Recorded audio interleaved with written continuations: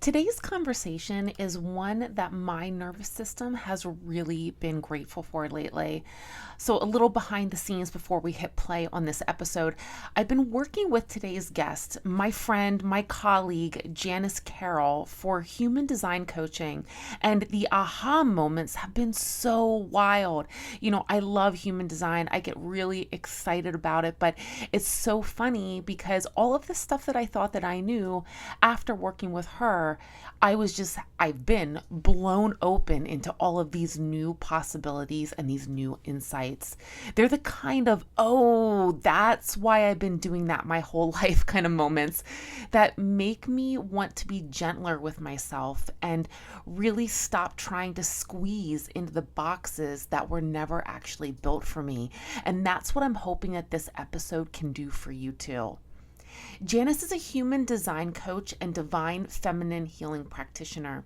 She's devoted to inner truth, to helping you remember who you actually are underneath the conditioning, and to living in radical alignment without burning yourself out trying to be quote unquote good all the time. In this episode, we're going to be diving into her own healing path. We're going to be starting with some self-help and where she was at, but also her relationship that she had with religion and Christianity and Jesus. We're going to be talking about how that slowly opened into shadow work for her, questioning old rules, and becoming her own version of this goddess that she has now been stepping forward into. And we're going to be talking about how human design and the gene keys gave her a framework to not just work on herself, but to actually understand herself and use her energy in a more sustainable way. And so if you've ever felt like you're constantly failing some invisible spiritual checklist, or you've outgrown the beliefs that you were handed but still feel guilty for doing things differently, or if you've wondered why your energy crashes every time you force yourself to show up the way that everyone else does, well, this conversation is going to feel like such a big hug. It's going to feel like so much validation, and it's going to help you to step into that place of you're not crazy. You are just not designed to live the way that you've been living. And you're not alone. Janice and I keep it real. We talk about the messy parts, and we look at how tools like human design can be both mystical and incredibly practical for your day-to-day life. So let's settle in. Let's land this however it wants to land for you. Here's my conversation with Janice Carol. Let's dive in. Welcome to the Energy Fix podcast, Janice. Thank you so much for being here, my friend. I am so excited for you Of to make your course. debut. Yay. Yes, this is very exciting for me too. So I'm Yeah. happy to be here and happy to be here with you. It's been so fun working with you. Yeah. So for all the listeners, I'll just say this right off the bat. Janice has become a good friend of mine, and she and I met at a networking event. She does human design, as you probably have already realized, and it's exactly what we're going to get all into today. She does human design, and I've been doing some work with her, and it's been simply amazing because Oh, even though I'm so interested and have done my own self-study on human design, I have learned tons with you in only the 3 sessions we've done so far. I think it's been 3. It's yeah. been awesome. So I couldn't imagine somebody more appropriate to be here really diving into human design on this podcast. So thank you, Janice. Well, thank you. I appreciate that. Like I said, excited to be here. Yeah. Well, let's really get to know you. Before we dive into all things human design, let's get to know you on a personal, heartfelt level. Is there a word or a phrase that you're really embodying right now in this season of your life? There is the phrase that I've been embodying probably for about the last year is freedom to love. And so part of that is being free is a big thing for me right now. And I think that's especially connected to human design, right? The freedom to be who we are. And then I love the freedom to love part is I feel like I'm breaking out in my sexuality right now too. And that's a huge part, even for the divine feminine. Like I'm coming to this really deeper knowing and realization of how connected our sexuality is to our power, and especially as women. And that's like, so freedom to love is like my big thing right now. Mm. So, Janice, when life gets hard and things get a little sticky, how do you stay in that place of love and open-heartedness and truth within you without feeling like you take many steps back? Well, I mean, I think it helps to know about human design, right? And to understand that everybody's designed differently. So we're all going to function differently. And to stay in a space of love is to just give people the benefit of the doubt that like they're going through something and this is how their system operates. And maybe that's at a shadow level right now. But to have that grace is just pivotal for me to have that love and I can only give that if I've received it fully for myself. So first you have to love yourself all the way, 100%. And then whatever you have for yourself, you can give back. Mm, Does that make yeah, sense? it absolutely does. And that's beautiful.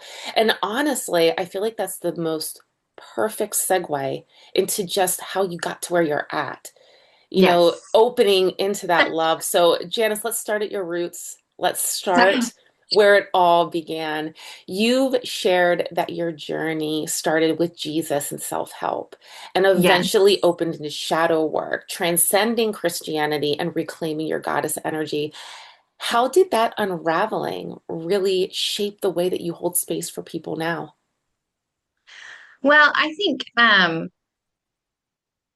when I had grace bestowed upon me, it's like you can't help but give it to other people. When my journey of healing started, I mean, just to give that background, right? Like I was going through some hard shit and I couldn't figure out why. I was just like, why is all this happening? And I had such a religious background that what I really came down to was like, oh, I haven't made Jesus my foundation because everything in Christianity says make Jesus your foundation. And I realized I hadn't done that. And so I put all my energy into that. And so when I started going to therapy, and I had a really good therapist who encouraged me to do shadow work. He didn't call it that, but that's essentially what we were doing with shadow work. And it was scary as hell. And I was like, I don't want to do this alone. So I just brought Jesus with me everywhere I went in my shadow work. And having that grace from him, or more realistically, this projection of me, because that's really what he was. He was a projection of myself, and receiving that grace from him. I feel like now I'm able, because I fully embodied it, I can give that same grace to everybody else. Mm. Yeah. And so, okay, you touched a little bit on that Christianity side. Tell us what brought you here, though. Like, what was going on in the very beginning, and how did you even discover human design and get interested in this? Mm. So the therapist that I had worked with, he did a lot of somatic practices. So it was whenever I would start with like talk therapy kind of things with the stuff that I was going on in my life. And he would pause me and he would say, he'd like, okay, I want you to pause and like what's happening in your body. He used to say that to me all the time. And I would get so mad. I think I was like 6 months in one time, and I just rolled my eyes and was like, fuck you, Ryan. I don't care what's going on in my body or something. Like I was so mad about it. But I eventually took his challenge and started listening to my body. And so it was mindfulness and meditation practices that over years I got really in tune with my body. And it wasn't until much later, human design, just like I literally read it somewhere on the internet. The words human design came up and something in my body jumped. And that's all I can say is like something jumped and was like, you need to know more about this. And so I just started learning more and more. And I never imagined I would be doing it as my career or coaching people or teaching. Like that was just kind of like, oh, it's just like a fun thing I learn about, but it's over the years, it's just evolved and it's been an incredible journey. Well, I'm going to stick with Ryan here for a moment. Let's talk about what was going on in your body, right? So when human design when human design came in and you first encountered it, what was that felt experience? I mean, what shifted in your body, maybe in your physical body, but also in your choices, your energy, when you started actually implementing and living it? Mm. So I think when I first, I just got the prompting. I just like I needed to learn more about it. And for me, maybe this is kind of silly, but because I'm a projector, and as projectors, we don't have our sacral chakra defined, so I don't have access to that consistent go go go energy like 70% of the population does. And so honestly, when I first read about human design, I was like, this is why I'm so exhausted. Like, because it's literally, if you read about projectors, it'll say stuff like, you should probably take naps regularly. That's good for you. And I was like a mom with like two kids at the time and like busy, busy. Like I was working. And so I was like, yes, I do need more naps. And so it was really just validating at first, but then it just evolved. The more I learned, the more, like, I think at first it was validation for what I had already experienced on surface level stuff. And I was like, it was nice to have somebody recognize that I'm not the same as everybody else. Right. Because a lot of my family members were like my older sister was a generator and she could just like get stuff done constantly. Like it was like, and she had her will center was defined too. So she could just like commit to something and do it over and over. And I was just like, I can't function that way. And for a long time, I was like, what is wrong with me? So to have that validation was huge. But then I kept learning more, I was just like, I kept finding more truth, like more little nuggets and little things that I was like, oh, yeah, I do know that about myself now. Like I didn't know there were words for it, but I do feel it. And so using that, like what human design really comes down to is that we're going to look at a body graph and say, this is your energetic blueprint.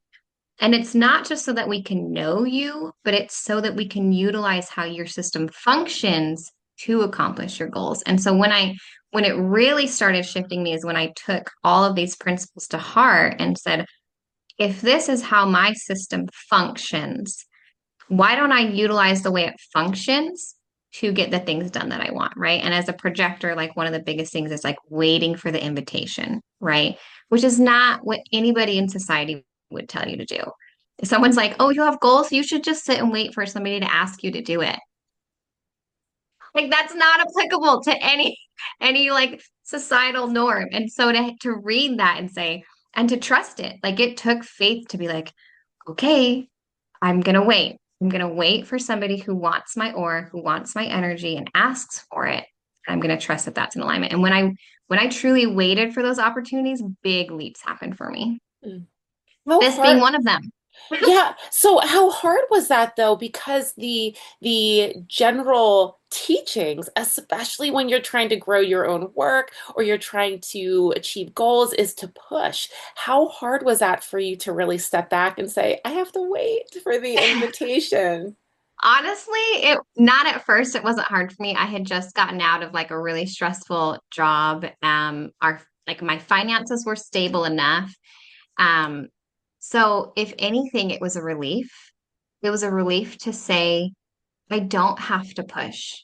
In fact, I get to sit and wait and rest. And that was like beautiful permission for me. I actually just taught a workshop last night and we had six projectors out of there were like 10 of us. And there were six projectors. It was insane, which is a lot. If anyone knows about projectors, they're not that common. And so I just told them, I was like, I know your strategy is to wait to for the invitation, but I was like, the best thing about being a projector is that while you're waiting, you get to do whatever the fuck you want. And that's literally in design for a projector is to just like, so that's what I did. I was like, full permission to do what I want to do. And I did. And at the time, that was just learn more about human design. So I just kept studying it for fun. I love it. All right, so you've thrown around a few words, projector, generator. You talked about your blueprint and your design. Let's just let's start at the very bottom and just talk about what is human design and how exactly is that blueprint determined? So the blueprint's determined on your birth date, birthday time and location, and that's has more of an astrological aspect to it. And honestly, I don't get into the nitty-gritty of the science of it. I know there are a lot of people in human design that do that. I have personally never felt guided to that. Even when I was in religion, I never felt guided into getting to like science data part of it. It's always been a very spiritual journey for me, a very embodiment journey. But really, you just go on it. You can find an app. You can go on a website. There's tons of them. Put your birthday and get your chart, and then your body graph.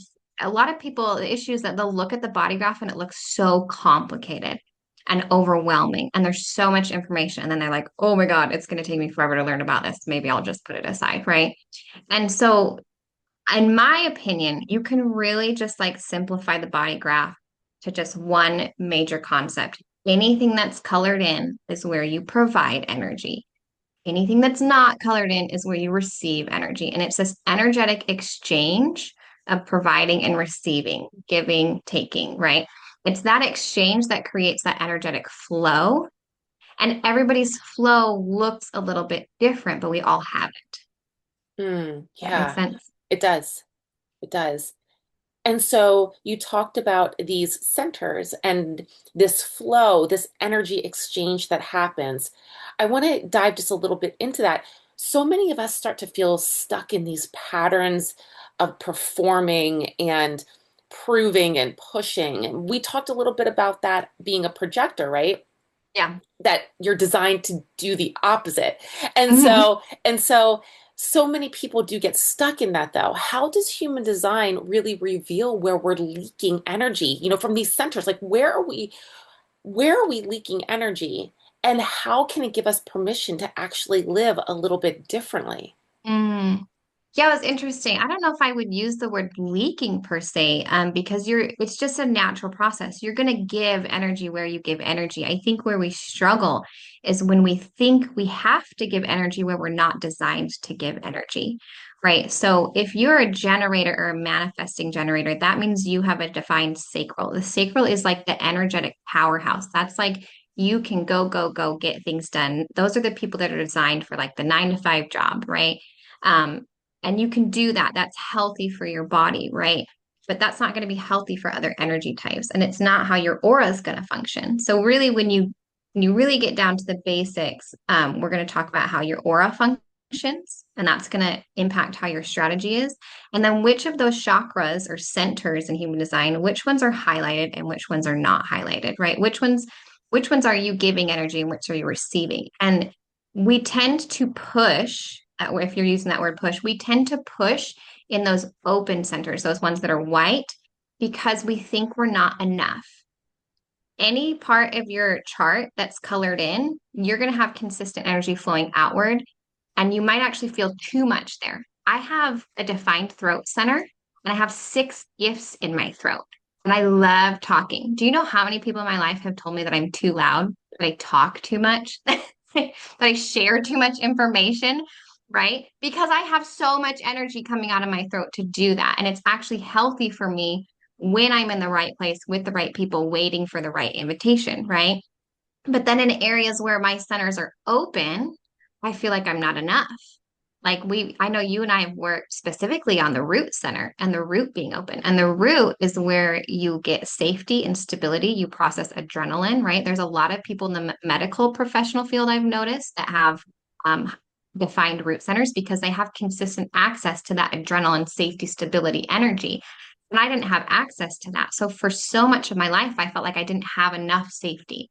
I was not enough in this stability, safety realm. But guess what? I'm not designed to be that way. So my life will keep changing over and over. And even my family will say this about me all the time. Just like Janice is all over the place. Like she never settles down. She's not stable. Because that's where I receive and I'm inconsistent, right? Does that I'm like, hopefully I explained that right. But if you think about it in just those simple terms of being too much or not enough, most of us are conditioned to push where we're not enough. And when we finally release that, when we finally let go and say, actually, I'm not meant to push in this area. So how about I just like calm down, pause, and claim it for myself? Mm, yeah. And so, okay, let's actually just noodle in a little bit more. Let's give some real life examples. So let's say your root chakra is open. We'll start with that one. Root chakra is open. What if somebody's root chakra is open and that would be the non-colored, so the Mhm. white, if you have the root center white on your chart, what kind of things might somebody actually do in their everyday that would show that maybe they're pushing or trying to prove Mm, because that center is open? a lot of times people with open root centers, they won't feel relaxed until their to-do list is done. So did you identify with that when you smiled? Yeah, yeah, she said that and I literally like my face just got a huge smile and I laughed because that is so me. Yeah. Yes. Open Yes. root centers, we can't calm down until everything's done. So like, and like for example, I used to do this all the time.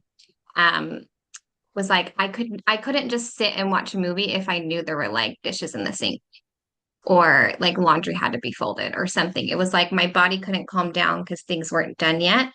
Um, it's just this, it's like this urgency or the anxiety to finish things because then it's like, oh, now I can be calm. Now I can relax. So that's like one part of the root on a functional level. When we're talking though more emotional or more psychological, like for me, I've noticed this not enough energy comes more in the form of like money, safety from money, safety in a relationship, safety in career, in like in with friendships or community, like things like that, where I think, oh, I have to push to make the money, to find the job, to get the community, whatever it is that I believe is going to provide me safety. The reality is I receive the safety first and then I attract all those things as opposed to pushing the energy out. So, like, for example, we'll go back to like the root and the throat. This is one thing that I worked with my mentor specifically was that I was so focused during our sessions. I was so focused on like, well, how do I provide, like, how do I do this? How do I do that? I need all the things. And she was just like, Janice, you're looking for safety in all these things because you have this open root. She's like, stop. Like, just receive it. You have six gifts in your throat. Why aren't you sharing more information? Because at that time, I wasn't like really talking about human design. I wasn't like sharing it. I wasn't opening my business up to all these things, right? I was kind of like reserved back. I was like, well, I'm waiting to share all my gifts until I have this safety. And she's like, no, you have the order around. You have that wrong. Just receive the safety and start putting your gifts out into the world. Mm, yeah. Well, really, you were stepping into this place of radical alignment. Yes. Yeah, and trying to understand how to become radically aligned. Yeah. Yeah. Yeah. Well, and part of that radical alignment is letting yourself receive where you're designed to receive and put out where you're designed to put out. But a lot of us, we actually we actually stop ourselves from putting out where we're designed to because we're waiting for those open centers to feel like we're enough. We're saying, oh, well, I'll put my gifts out into the world once I have this thing figured out. Right. But the reality is, you're never going to have that thing figured out because you're always designed to receive it. You're not designed to create that. And that's why people get stuck. We think, well, I'll start the dream, I'll start the thing when I have all these things ready. And it's like, no, whatever your gifts are, they're going to come naturally to you and you can start putting them out right now. Just claim what you're going to receive and it's yours. It's energy. You just receive it. Mm. Like I feel like you asked me that one time of like, well, how do I receive it, Janice? And I was like, just claim it. Tell the universe it's yours because it is. Yeah. And I think at least for me, that can always feel so tricky because every moment of life looks different. Some are messy, some are easy, some are whatever. But I'm curious, what does living in this radical alignment really look like in a messy everyday moment, like parenting or working or navigating relationships? What does that look like? Oh goodness. I mean, there's so many different scenarios you can go off of. I mean, bottom line for me, and I wouldn't necessarily even say this is human design solely, but first of all, living in a place of love and kindness and compassion. Like we start with that. Like one of the first things I always tell people before we get into their chart is like, there is nothing wrong with you. There's no part of your chart that's bad or that needs to be fixed. You're not broken. So if you first start with love, We're going to start with love with everything in our everyday life, whatever it is. Um, and then with that love, I actually think that when you can come to a situation, whether it be, in my case, a toddler throwing a tantrum or a child who's forgotten their lunch at school or whatever, right? Like, because I'm in the thick of motherhood right now. So I have these everyday challenges coming at me, and starting from a place of love just almost just allows me to have understanding and remember that their designs are different. I don't have a defined emotional center. So I'm pretty even keel emotionally, unless there's something crazy going on. And the same thing, my ex-husband's the same way. He doesn't have, so we actually, throughout our 15-year marriage, we never really fought. We just, like, if we had issues, we talk about it and we talk about it calmly. And all three of our children have defined emotional centers, which means they experience the wave of emotions consistently all the time. So we had three children who were constantly emotional, and we were these even kill people who are, and we're absorbing this energy because that's where we receive, right? It was an open center, so we're receiving this, and we're just like, what is going on? Right. But when I can meet my child with love and say, yes, of course you're experiencing all these emotions. You're designed to experience emotions. And thank goodness. Because if we didn't have people that experience all the emotions, life would be so boring. Like, I'm a pretty boring person when it comes to emotions, right? And so that would be my first tip. I know that's not very practical, but start with love. I actually think that is, I think that is the perfect answer. I think it was in our latest session, you and I were sitting and talking, and you said, I forget what exactly we were talking about, but I remember thinking to myself, oh my goodness, you have little ones. How are you staying so grounded and aligned in your chart, in your design, in your blueprint when you have to shift and change your attention so much to really just be a mother, a entrepreneur? I mean, there's so many things there, but the fact of just saying, just start with love, I think that is the perfect answer and really just encompasses all of that. Yeah. Yeah. Yeah. Well, okay. I want to dial back even just a little bit more and talk about some of these things that you've been bringing up because I want to clear some fog, get a little bit more clarity for the listeners. All right. So it can get really overwhelming. I mean, there is strategy, authority, centers, profile. There's all of these things, Mhm. all these words. So let's just talk about some of the very basic stuff. Let's talk about the types and the strategies, the authorities, whatever you feel called to that is important to just talk about the basics so that Mhm. people even know what some of these words are. So, what I personally think we start with the energy type and your auras, right? So, human design is going to get overwhelming if you dive too deep into it too quickly. And so, just I always advise people just start with your energy type, and your energy type is going to dictate how your aura functions. And so, um, and this just helps people understand why things are the way they are. For example, and I'll speak to generators and manifesting generators here because that's 70% of the population. 60 to 70% will be either a generator or manifesting generator, which means, like we said, that you have a defined sacral, which is a lot of energy. Now, what that sacral is going to do to your energy is you create this big, wide open magnetic aura.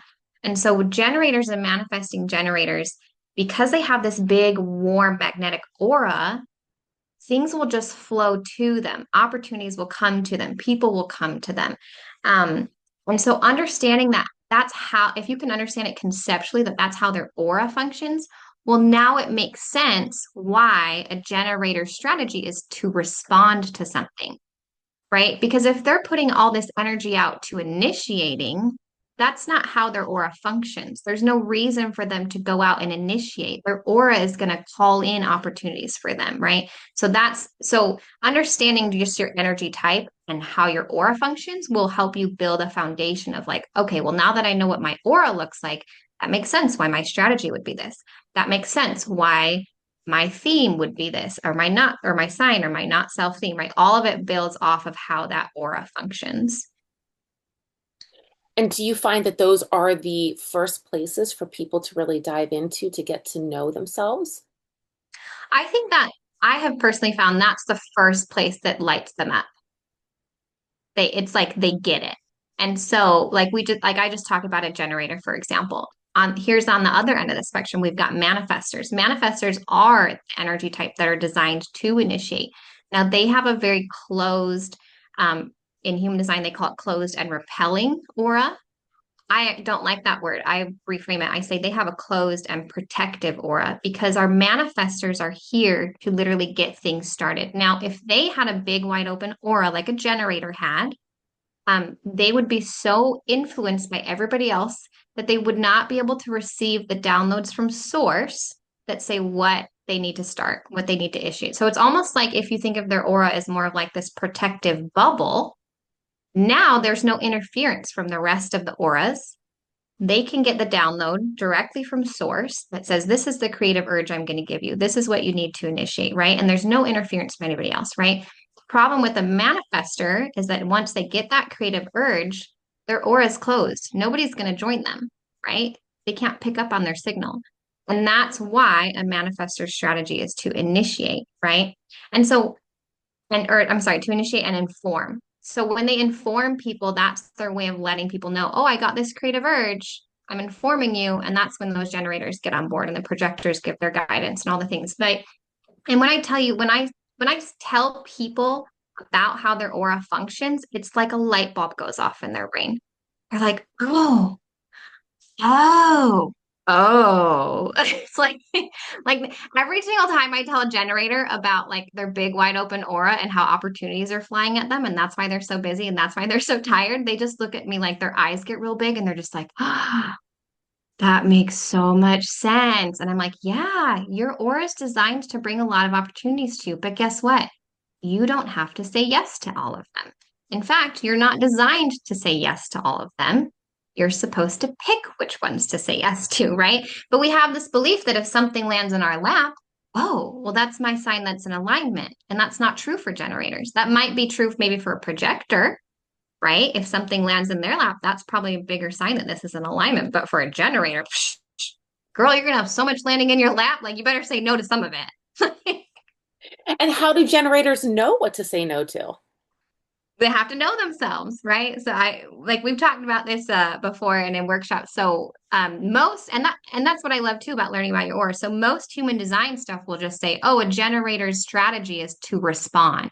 And if you just tell them that, it doesn't give the generator enough information, right? They need to know themselves. They need to know what they want. They need to know their goals, what they're trying to accomplish, right? And if you start with that, okay, now when all these opportunities fly in, okay, I know myself. I know what I want. Ooh, this opportunity that's coming in, nope, that doesn't align with what I want. That's a no, right? And you can even tap into your sacral that's going to give you that uh-huh or uh-uh response. And so starting like people get so heavy into human design and because there's so much stuff that contradicts itself. To be honest, when you really dive into human design and especially gene keys, if you get that depthy, like you are going to find multiple stuff that's going to contradict itself. And that's when people get crazy and there's mental gymnastics and then it's not fun anymore, which first of all, if it's not fun, like we shouldn't even be doing this anyway. This should be fun to start with, right? Um, but if we start with just your energy type, like, let's just start there and how your aura functions. Everything is going to build off of that and back to it. Hmm. I have to say, so I'm a generator, and I have to say the two things that were really huge for me, I always struggled whenever the information was to respond, like you just said. But when you said you have to know yourself first, that was a big light bulb for me because as soon as I heard that, I was like, oh, okay, now I know. Now I understand that not everything that comes in that I want to respond to, I use those air quotes, want to respond to is necessarily still for me. It's Yeah. really about what aligns with who I am. So that's the one thing. The other big thing too is when you talk about the aura. I thought this was beautiful. You talk about the aura and the different types. And when you talk about generators having that wide aura, it was that light bulb moment again where I realized, I'm like, oh, so this is why so many people come to me just out of nowhere and tell me all of their stuff. Yeah. Yeah. Because and I love it. I love it, but I never Hmm. understood why. I would always joke and say, I must have a sign on my forehead that says, "Come and tell me your story," right? But it makes sense Yeah. now because I'm a generator. Yeah. And they're literally drawn to your aura. Yeah. Yeah. And that's like a foundation of human design too, is that you'll see a lot that says like your aura does the talking. Like that's the basis of human design is your energy, your aura is going to do all the talking, right? But if you are operating from a space that's not in alignment of how your aura is talking, right? Like if you're saying one thing to somebody, but your aura is saying something completely different, you're not in alignment with that, right? And that's where you're going to start meeting resistance. It's about coming back to how your aura functions and practicing that. And that's when you're back in alignment. And that's when energy really flows. So the biggest thing you'll start to see is when you really start following the function of your aura. And by that I mean you're listening to you're following your strategy, you're listening to authority, you're checking in on your cues of if something's in alignment or not, right? You're looking at those things, and that's just the basics. Now you're in alignment. Now energy is going to flow. You're not going to meet resistance in the same way that if you were operating the opposite way, where you would meet that energetic resistance. Mm. Yeah. All right. So generators, manifestors, what are the other ones? Can you go through the others? Yes. As far as how your aura functions, manifesting generators and generators are the same in how their aura functions. There's a lot of differences between gens and generators, but for the sake of simplicity, their aura functions the same. And I know that's hard for some people to grasp, but if you have a defined sacral, you have a big wide open aura. End of story. And then a projector, which this was a huge light bulb moment for me, was to because I had learned the principles of like, oh, as a projector, I'm supposed to wait for the invitation. I'm supposed to, all these things, right? But it wasn't until I learned how my aura functions that I really understood why my strategy was, right? So a projector is meant to be a guide. That's our role in this makeup, right? So a manifestor is going to initiate, generator is going to build, a manifesting generator is going to build and multitask specifically, and a projector is going to be a guide. So, um, and the reason and then our strategy is to wait for the invitation. So essentially, we don't want to be guiding people who don't want us to guide them. Like that's a big piece of being a projector. Now, that's an easy enough concept to just like fit in your life, but to understand how my aura works embodies it. So if you take, and this is what I always tell people, if you take that big, warm, wide open aura that a generator has, and you take all of that and you put it in a projector and you point it at one thing, right? And I do this with my hands where I like kind of put my fingers together and point, and it's gonna feel like you're slicing somebody open. So, so my energy as a projector, I take that big wide open aura that a generator has. I focus it. I focus it and point it at one thing, and they literally say that it's piercing. That a projector's aura is piercing, right? Now, for someone who wants to be sliced open, right? Which, like, I know working with me, Tansy, I'm sure you've experienced that a couple times, where I'm just like, hey, we're gonna slice you open. Are you ready for this, right? But that was because you wanted it. You invited me, you saw my aura and you wanted that, right? Now, if I look previous in my lifetime before that, I knew I had good advice to give. I knew I could guide people, right? Most projectors know that inherently. In fact, we think we're better than other people. It's kind of a thing. Um, and it's not that we are. We're not better than people, but we have this uncanny ability to see things that other people sometimes just can't see. And if you didn't know anything about human design, most projectors will grow up thinking like, why is everybody else so stupid? Like, why can't they see all this stuff that just makes sense? And it's like, well, a projector has an uncanny ability to see things, right? So we want to give our guidance to everybody. We think everybody wants it, but they don't. They don't want our guidance. It's not how they function. And so if I put that big, intense aura and point it at somebody who does not want it, it is very offensive to them. And so, And I feel like that's life-changing for projectors. I grew up in a family of 7 kids and my two parents. There were 9 of us, and 5 of us were projectors. So it was a very intense energy in my house growing up. Your poor And parents. well, my mom was a projector, so Oh, she was one of us. So me and 3 of my siblings and my mom, we were all projectors, and it was intense sometimes. And I can like I know like the siblings that were projectors, I'm like, oh yeah, that makes sense. And we all have like the 5 of us who are projectors, or the my 3 siblings that are projectors, we pretty much all have the same wound that we just don't feel heard. We don't feel listened to. We don't feel seen. Because when you have that many people trying to give their opinion, when it's not invited, it's just not welcome. It's offensive, right? And then, so that's a huge thing for projectors to learn, is that the reason you wait for the invitation, and even before that, the other thing about being a projector, and they don't focus enough on this, I feel like in human design, is to let yourself be seen. And I feel like we saw a perfect example of that when you and I met at that networking event. I was very much in my strategy, in my alignment at that networking event. I was not about to push myself onto anybody. I just showed up. I just showed up. I waited for somebody to ask me to say, what is it that you do, Janice? And I'm like, oh, I coach human design, right? And so I waited for the invitation, right? And I just let myself be seen. Now, typical conditioning would say, well, I need to go talk to everybody. I need to hand them my business card. I need to like see if they're interested, right? But that's not what I did. I was just like, I'm just going to show up. I'm going to let myself be seen. I'm not going to point my aura at anybody. I'm not going to focus on anybody. And then it was just so funny. You and I have talked since then how, like, when I spoke, you just knew. You were like, oh, I need her. mhm. I need to know more about her, right? And then the invitation came from you.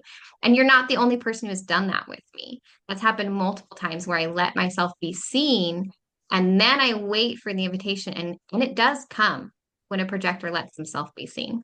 So that's for projectors, that's how their aura functions. And then a reflector is the rarest energy type, and they're only 1% of the population.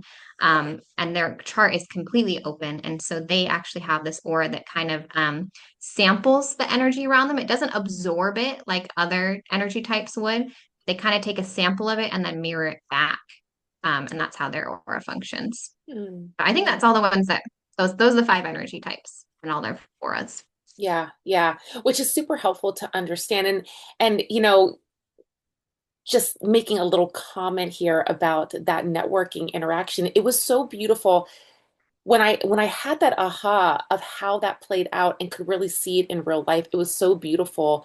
Our energy types really just flowing through our natural design. Me as a generator, you as a projector, you waiting and inviting me on my end at my computer saying, oh, she probably got busy. That's all right. I'll just reach out to her on Monday. And I did. And I reached out to you and I invited you to go grab some lunch and some coffee so we could sit and chat and get to know each other. And Mhm. you came back and said, yes, that sounds great.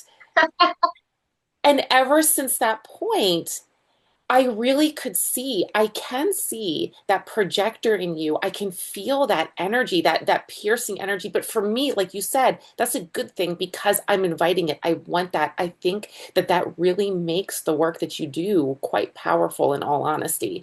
But it's so interesting when you can actually see things playing out in real life and what that looks like. Yeah. Yeah, it's Yeah. really fun.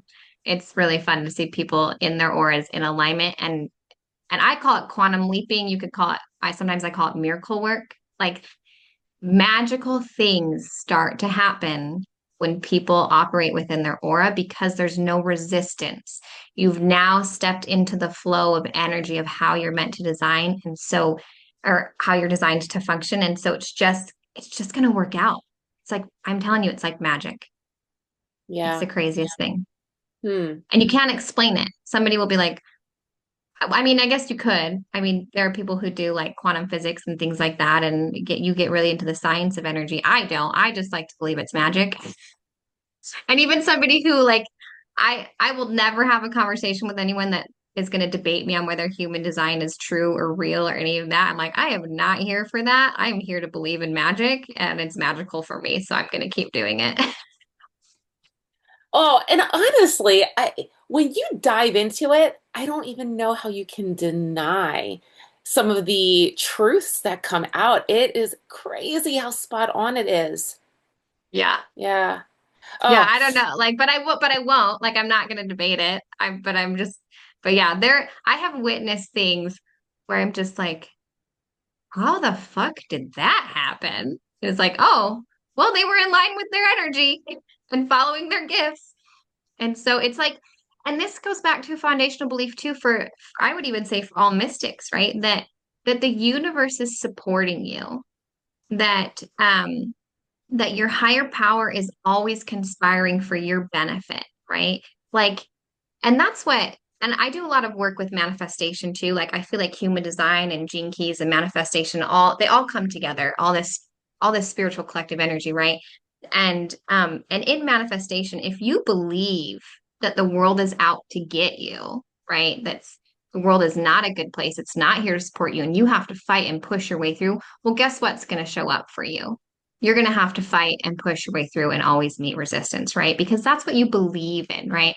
But if you can step into your aura and trust, and the universe shows up for you, it's almost like there's this mystical energy that wants you to succeed, that wants you to be satisfied, that wants you to be at peace. Like it wants all these things for you.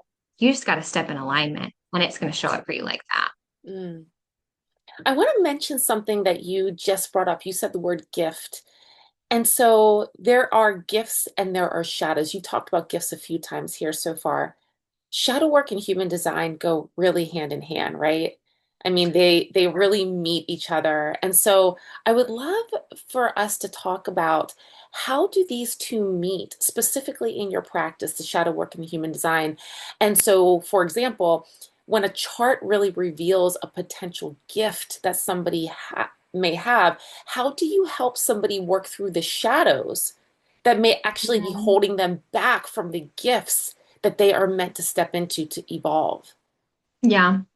So, with shadow work, and this is where I transitioned to Gene Keys. And so as a listener, to just explain, so human design was developed and then by Rauru, and then I think it's Richard Rudd, I believe, who came up with Gene Keys, and he was a student of human design and he developed it further. So if you just studied human design, there's 64 different gifts. Now, if you take those gifts and you apply them in Gene Keys, okay, they're gonna show you that each of these gifts manifests differently depending on what frequency it's vibrating at. So you have primary gifts within your body graph that if you're vibrating at a shadow level, these are going to show up in a shadow frequency and they're probably going to cause a lot of chaos in your life, right? So the goal typically when I'm working with a client is to notice that they're in a shadow frequency first of all, and then see, like, now let's look at the gift frequency. What is this same gift in the shadow become in the gift frequency, right? So we're going to see both sides of that. And then the way to transmute that, a lot of people think that like, oh, I just got to try better. I got to try better and be better so I can be in the gift frequency, you know? And that actually is just going to delay your progress, in my opinion. The way to actually move from shadow to gift frequency is to actually love and embrace your shadow. And so, which is when you really study shadow work without even human design, like that's what shadow work is. Shadow work is embracing your demons, it's embracing your dark sides, it's finding space and ways to love them, right? Which goes back to what I talked about earlier, right? If you can meet everything that comes in your life with love and compassion, including your shadows, and I know you and I have worked on this already, right? Where it's like you find a shadow in yourself and people immediately feel shame. And they're like, oh, dang it. I suck at that so bad. And it's like, no, no, no, no, no. Okay, first of all, this shadow is serving a purpose for you, and we're going to embrace it with love. And so if you can read your shadow sides and say, oh, actually, I can see how this shadow really protected me in my life. Like I had some really hard stuff going on, and this shadow showed up for me and kept me safe and did all these awesome things, right? And so we can be grateful for them, first of all, and then embrace them and love them. And that's going to be one key way to vibrate into your gift frequency. Another huge thing, anybody who's in a victim mindset is automatically going to be put in their shadow frequency. It's just how it functions. as divine creators on this earth, like we have this inherent ability to create, to make our reality, right? Anytime we put that power in someone else's hands, and that's when we become a victim. If we're a victim of anything, we've just put our power in somebody else's hands. Now, that's going to be an area that you're not going to vibrate higher. You're not going to have capacity to grow and change, right? You're not going to be able to get like a frequency there, right? So anytime you can see something and take full accountability, even if it seems completely out of your hands, that's going to be another quantum leap into gift frequency as well. Mm. What's one gene key that really rocked your world when you were working on your own design? Oh goodness. Well, this is one that I share a lot is gene key number 26, which the shadow side is pride. And in the gift frequency, it's called artfulness. And it's my life's purpose. And obviously I think in the shadow side, pride is a pretty good word for it. I don't think it needs much more explanation, but in the gift frequency, it's called artfulness in the sense that like I can make things look good. I like to get attention. I like limelight. I like all of these. I like to take something and make it pretty so that someone else will buy into it, right? And that sounds like a very manipulative thing, but in the gift frequency, it's actually this very beautiful thing because what if I'm getting someone to buy into something that's going to be good for them, right? So with the shadow frequency, I'm going to use the same quality for my own ego. I'm going to say, I need to manipulate, coerce, or whatever other people so that I'm safe, right? But if I'm vibrating into the gift frequency, I'm going to use that same talent and sell someone to something or sell something to someone, right?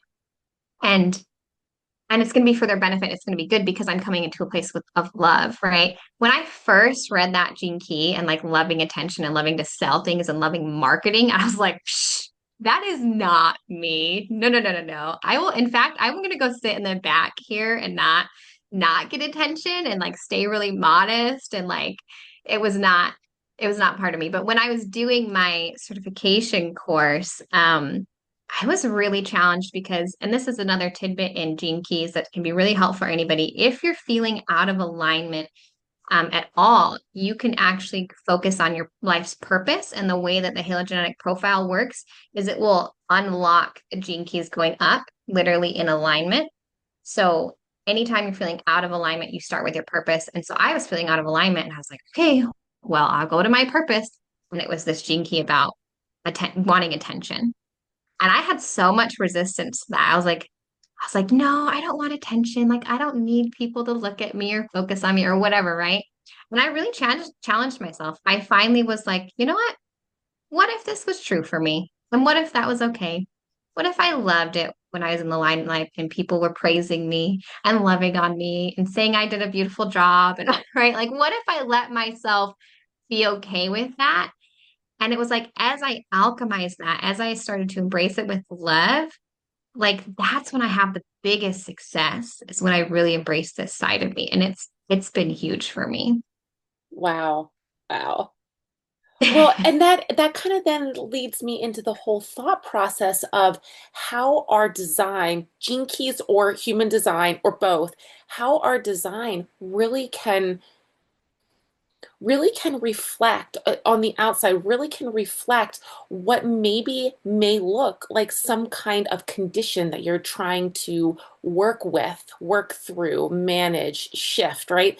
Be it anxiety, depression. We have a lot of neurodivergence here. So ADHD, autism, ADHD, that combination of both. I'm really curious. Have you seen in your work, or even in any of your studying, some kind of correlation or link between the human design and let's talk specifically about ADHD, anxiety, those pieces? Yeah. So I do need to just like put a disclaimer out that I am not a neurodivergent expert. But in my personal experience, a lot of people want to say that like, oh, well, maybe there's a specific energy type that's more prone to this or not. I personally don't believe that. I don't think that there's a specific energy type or gift that's prone to it. I think it's even more basic than that, Tansy. It's so basic. The very, very foundation of human design and gene keys is that everybody has an inner genius. Everybody is a genius. They have their own inner genius, and they should be allowed to pursue that, right? But we don't live in a world that allows people to pursue their inner genius. We live in a world that says, here's the path. This is the thing you need to study. And you might have some wiggle room in that. But for the most part, there's one path. I mean, look at a big thing for me is like the public school system. And I'm not downplaying, like, education is a very beautiful thing.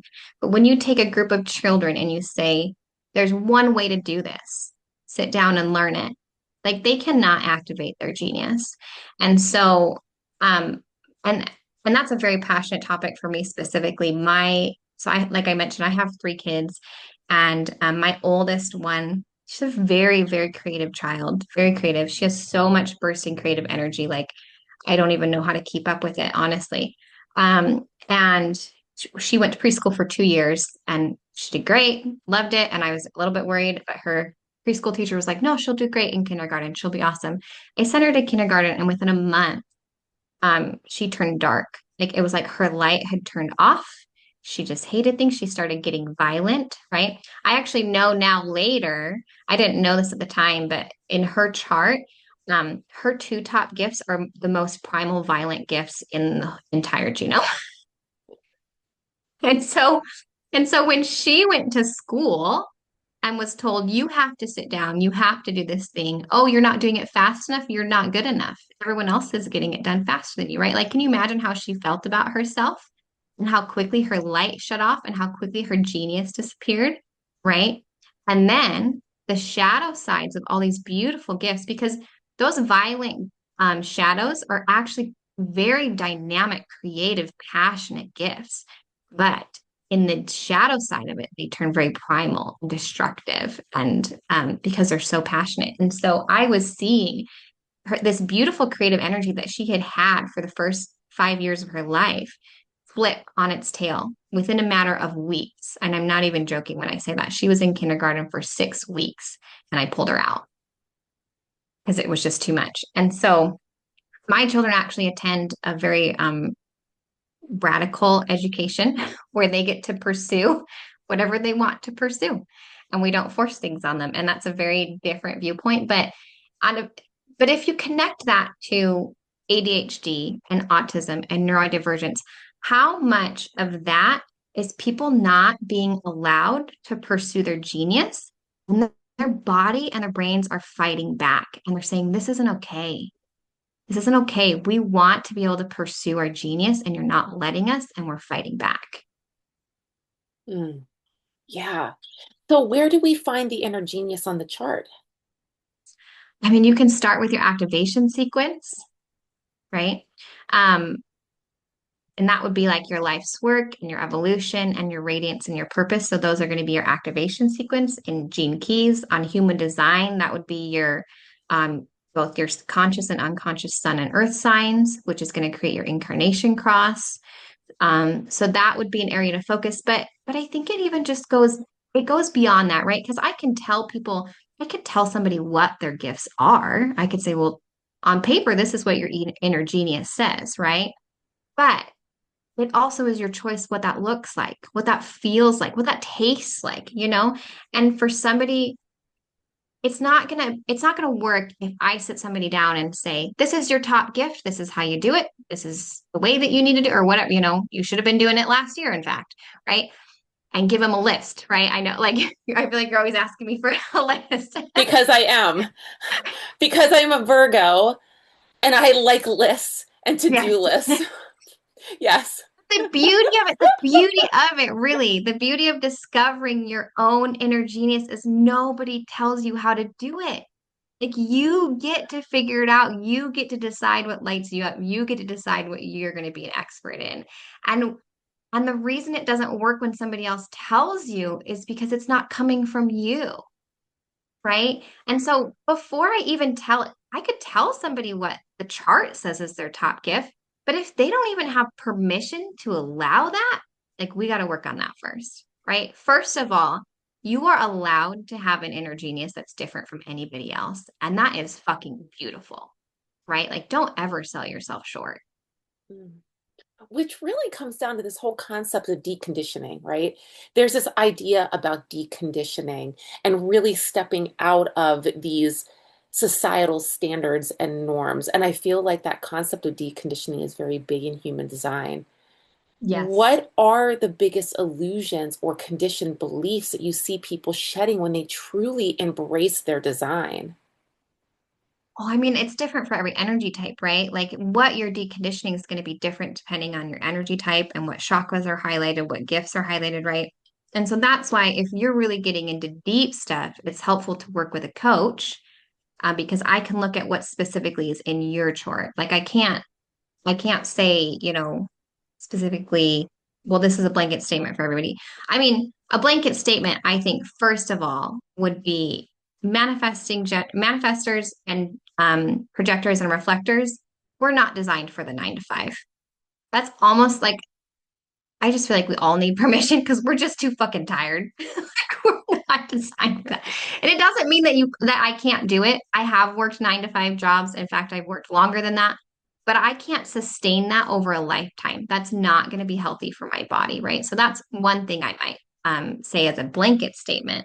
Um, but I've seen so much, like a specific thing that I've seen, for example, is like I have a close friend who's a manifester, and he had been living like a projector. He'd been waiting for invitations that just weren't coming because he had a closed aura. And he has now, through some coaching, started to embrace that manifester initiating energy where he's going out. He is doing that push. And it's been crazy to see what's happening for him. Things that like he doesn't currently have employment. He's living off of savings. So this is just an example. He's living off of savings. He doesn't have income, but he wants to flip homes. Like that's a passion of his, right?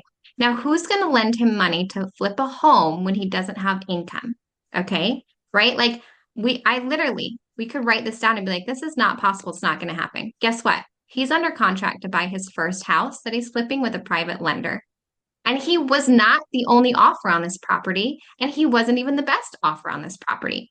But somehow, because he stepped into alignment as a manifester and he reached out and he pushed and he initiated, he's under contract on a property. He has a private lender and he doesn't even have a job. And it's like the whole thing, just like you can't make this stuff up. Like, and that's just what I mean by the universe supports you when you step into your radical. Like, that is a radical choice. That's a radical thing for him to do. And I fully expect magic to happen for him. It's going to be so exciting. Wow. Well, okay. And so that leads me to that whole concept of how do you know? How do you know the difference between a soul's yes, like where you're living in that design, like for him, for example, that he's a manifester, Mm. he's designed to initiate, he's living in that design, versus the ego's old programming of just push, just get out there, just do it. Mm, How do you, I mean, that's just an example with him since you were yeah. talking about that, but how do you know that difference? Well, and that kind of goes back to getting out of your head and getting back in your body, right? Like the body is what's going to be communicating to you. Um, and for me, I've noticed like, because that's a very like foundational concept for me that I've been like doing for years. But I've noticed that I like will say that to people like, well, what did your body say? And they look at me like, what are you talking about, Janice? But find ways to get in your body and listen to your body. Your body knows everything. It knows more than your brain does. It knows what you're supposed to be doing, what direction you're meant to go, if it's a yes or a no, who to talk to. Like your body knows all of those answers. Now, and that's another thing that human design is going to help you with is that depending on what's highlighted in your chart, there's going to be a specific area of your body that we're going to want to get answers from. And then we can have specific techniques of how to listen better to that part of your body, right? And so if you're stuck in your head and you're listening to this mental loop, that's not going to be a way for you to get answers. It's like, what is your vibrational being inside your body tell you to do? Mm. And so can I share with Of mine course. the sacral, that sacral Yes. chakra? So when I learned, I'm a generator and my inner yes is my sacral. I've learned that when that proverbial gut intuition, right? When my gut says or feels light, expansive, open, there might be butterflies sometimes, but it feels light. That is automatically a yes, especially when it happens just like that, when it is that instant information. However, I've learned that little gut single signaling that when it feels like a drop, when it feels heavy, when it feels like I have a rock in my stomach, when I feel dread kind of wash over me, Mhm. and I'm not talking about the extended feeling because that's where thoughts start to get. I'm talking about the instantaneous reaction that I get to a situation. That is my soul saying, nope, not for you. And I'll tell you what, Janice, the more that I've listened to that, the more that I've stepped into listening to my sacral and just really being with that, the more guided, the more supported, the more aligned I have really felt in my entire life, not just in my work, but in my personal life and how I get navigated. Yeah. Yeah. And I actually there's a really good example that I love, that I heard on another podcast of the sacral in its prime, right? So one of the things that sometimes will trip up a generator or any sacral authority, right, is that um, they think that the sacral just says yes to things it wants to do and no to things it doesn't want to do, right? And we don't give ourselves permission for that to be enough information. Okay. So, for example, um, this is an example that I heard on a podcast. So there was this woman who she was a manifesting generator, sacral authority. She had had multiple different careers throughout her life, which makes sense because manifesting generators are multi-passionate and that's what they're designed to do, right? And she had already shifted careers two or three times, and she was into this like very musical. I think she was a DJ, musical artist, and she was really diving deep into that and having so much fun with it. And she was right on like the precipice of like really going somewhere big with it. She had this like incredible concert with this other artist, and things were going to get big for her. And she finished that concert, and she even received an invitation to like I don't know if it was to go on tour or something. And she tells the story, and she says, and I came back home, and my sacral was so tired it said, no more, we're done. And she was just like, what? Like it did not make any sense to her of this thing that she was really passionate about and was obviously going somewhere. And her sacral said no. So we're done doing this. And guess what? She listened to her sacral, and it was like within months, COVID hit. And the music industry hit hard, right? And she was like, if I had forced my sacral to say, well, no, we're going big places with this. We're going to make good money. We're going to have success, right? And forced her sacral, like she would have hit failure, right? What was happening in the world. And so listening to that sacral goes beyond just does it light me up or doesn't light me up. And this is what I mean when I say your body knows. It knows more than just what you want or don't want. It knows things that you don't even have capacity to understand. Wow, that is incredible. That's incredible, especially when you can look back and you can see those patterns and how things have situated over your life and how they played out when you really listened to that inner wisdom. How Yeah. cool. How And I cool. have same examples of following my authority of like miracles happening for me Mm. that you couldn't go back and be like, I mean, I remember the last house that I bought, like with over budget, couldn't afford it. I was gonna tear the whole thing apart and remodel it. And like everybody in my life was like, why are you doing this? Like you're gonna go bankrupt and it makes no sense. But my authority was like, no, we're doing this. Like this is happening. And this was also right before COVID. And what ended up happening specifically in the area that I lived in, first of all, real estate values skyrocketed even more than the normal nation did. Um, and it was insane. I didn't sell my other property. So I had two properties during COVID in the same area that values skyrocketed. I held on to my one property for an extra year and made an extra $60,000 on it just because I held on to it for one more year. And I was renting it during that time. So not only was the mortgage getting paid on it, it was also paying for half my mortgage on the new property because rent had gone up from when I had bought it, right? So all of these things where someone's like, you're going to go bankrupt, like you're stretching yourself financially, like this is not a smart decision. Everything on paper, every Dave Ramsey book you could ever read would say, don't do this, right? And I knew all of them because I was a big Dave Ramsey person. But my body and my authority were saying, you need to do this. So I did it. Guess what? I made $200,000 on each of my properties when I sold them. Like, you cannot make this shit up. That is incredible. If the listener is sitting there thinking, okay, I'm really interested, where do I even start? What would be your first tip of advice of how to even get the ball rolling and to move forward? Like what to pay attention to? Yeah. Well, like, kind of going back to your energy type, like, learn your energy type, learn how your aura functions. You're going to build your strategy off that and noticing your sign and your not self-theme, right? Those are your cues of if you're in alignment or not.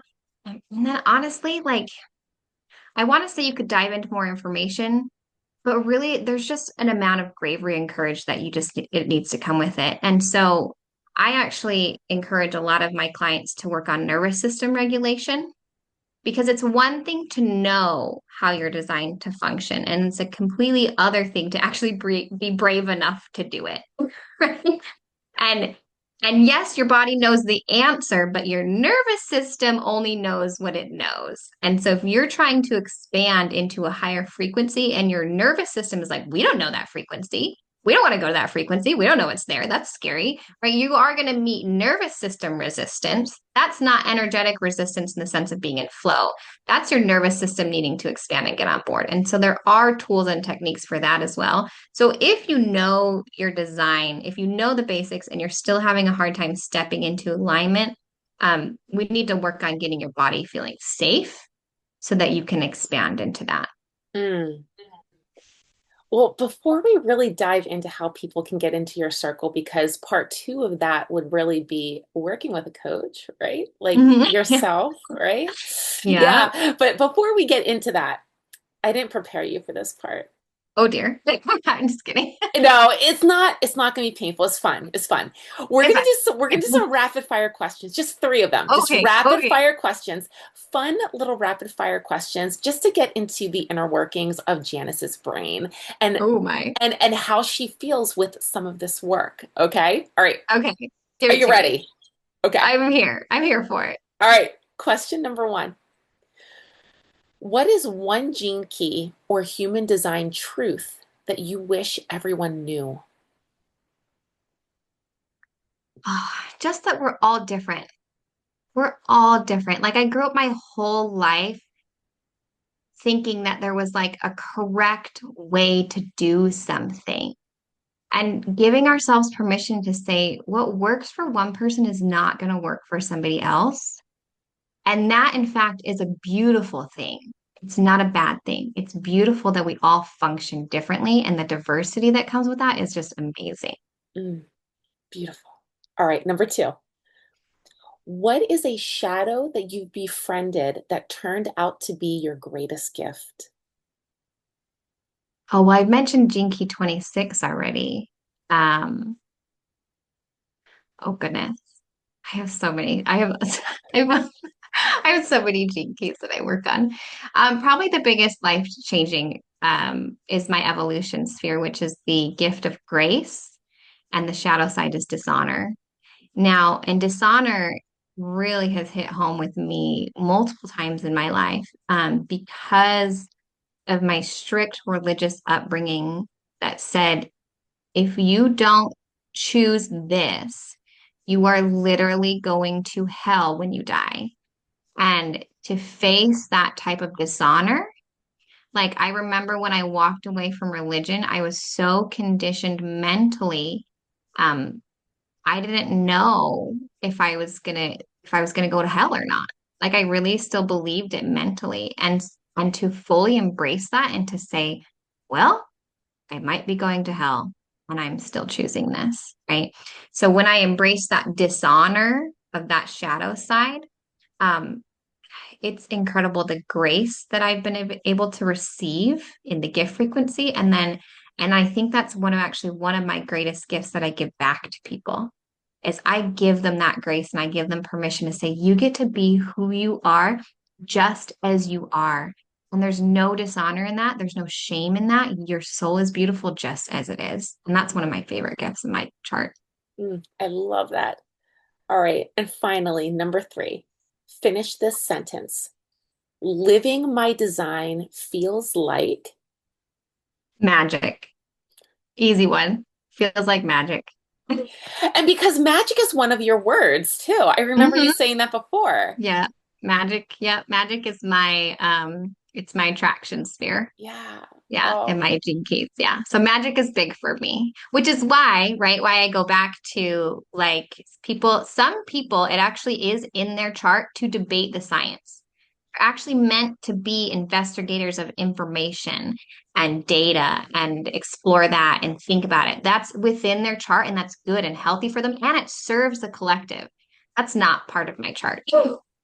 My part of my chart is to believe in magic. So so when anyone tries to debate me about the science, I'm like, you can go do that and serve the collective in your way, and I'm gonna believe in magic and serve the collective in my way. oh, Janice, this has been an incredible conversation. I love that you really just became vulnerable and opened up so much depth outside of just the statistics and the facts about what human design is. That's where all the good stuff lies. Oh, I love it.